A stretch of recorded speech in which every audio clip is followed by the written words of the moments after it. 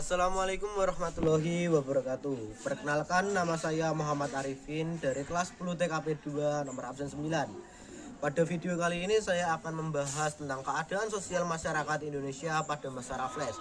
Video ini dibuat untuk memenuhi tugas remedial sejarah Indonesia saya. Berikut adalah penjelasannya. Antara tahun 1811 sampai 1816 Indonesia terlepas dari tangan Belanda dan jatuh ke pangkuan Inggris.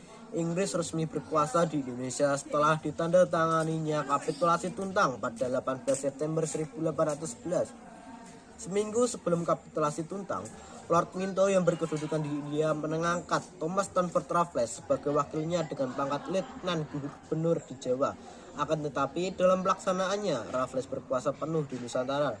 Ia pun segera mengambil langkah-langkah penting dalam rangka menciptakan suatu sistem yang bebas dari unsur paksaan seperti yang diterapkan oleh VOC dan Dendles. Salah satu langkah yang diambil oleh Raffles dalam bidang pemerintahan adalah menjadikan para bupati sebagai pegawai pemerintahan. Prinsip-prinsip pemerintahan Raffles sangat dipengaruhi oleh pengalamannya di India. Berikut ini adalah kebijakan Thomas Stamford Raffles di Indonesia dalam berbagai bidang. 1. Kebijakan Raffles di bidang politik. A.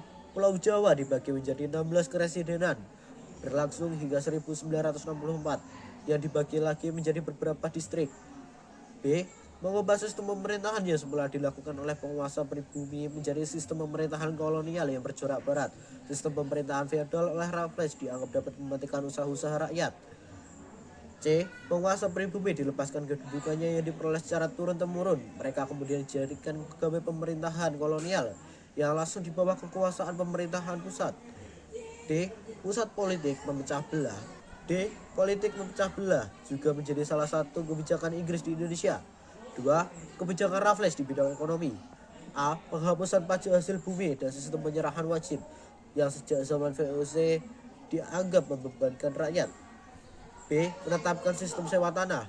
C. Pajak dibayarkan kepada kolektor yang dibantu kepala desa tanpa melalui bupati. D.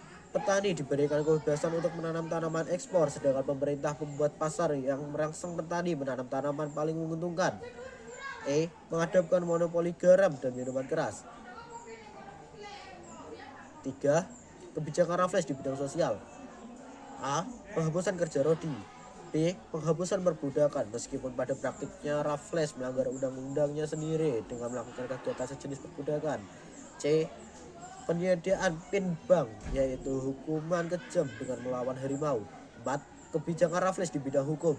Sistem peradilan Raffles berorientasi pada besar kecilnya kesalahan, bukan didasarkan atas warna kulit atau ras seperti Dendles. Berikut ini badan-badan penegak hukum yang ada pada masa Raffles. Court of Justice pada setiap residen, Court of Request pada setiap divisi, Police of Magistrate. Raffles juga meniadakan pengadilan yang dilaksanakan oleh para bupati karena akan menimbulkan dualisme dalam hukum. 5. Kebijakan Raffles dalam bidang ilmu pengetahuan. A. Ditulisnya buku berjudul History of Java. B. Memberikan bantuan kepada John Cofford, Residen Yogyakarta, untuk mengadakan penelitian yang menghasilkan buku berjudul History of the East Indian Archipelago.